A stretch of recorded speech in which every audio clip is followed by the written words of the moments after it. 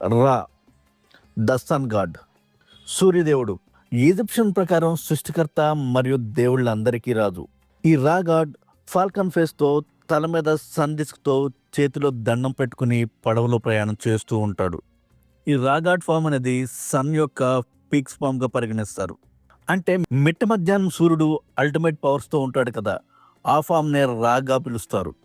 ఈ రా యొక్క లైట్ అండ్ హీట్ జీవనానికి మూలమని నమ్ముతారు. అందుకే ఈ రాని గాడ్ ఆఫ్ లైఫ్గా పరిగణిస్తారు.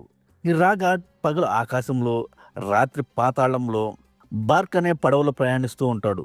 రాత్రిపూట డ్యూయట్ అనే పాతాళంలోకి వెళ్ళినప్పుడు అపోపిస్ అంటే అపేప్ అనే సర్పం రాని మింగడానికి ప్రయత్నిస్తుంది. అతను సెట్ మరియు మోహన్ వంటి దేవతల సహాయంతో అపోపిస్ను ఓడించి ప్రతిరోజు తెల్లవారుజామున విజయం సాధిస్తాడు. అందుకే ప్రతి ఉదయాన్నే రా యొక్క విజయానికి చిహ్నమని ఈజిప్షియన్స్ నమ్మేవారు. కొన్ని పురాణాల్లో రా షూ అంటే గాలిని, టెప్నట్ అంటే తేమని, గెట్ అంటే భూమిని మరియు నట్ అంటే ఆకాశం వంటి ఇతర దేవుళ్ళను కూడా సృష్టించాడు అని నమ్ముతారు. ఈజిప్ట్ నాగరికతలో ఈ రా గాడ్కి చాలా ఇంపార్టెన్స్ ఉండేది. ఫారాలు కూడా తమ రా యొక్క కుమారులని భావించేవారు. అందుకే ప్రజలు ఫారోలను చాలా గౌరవించేవారు.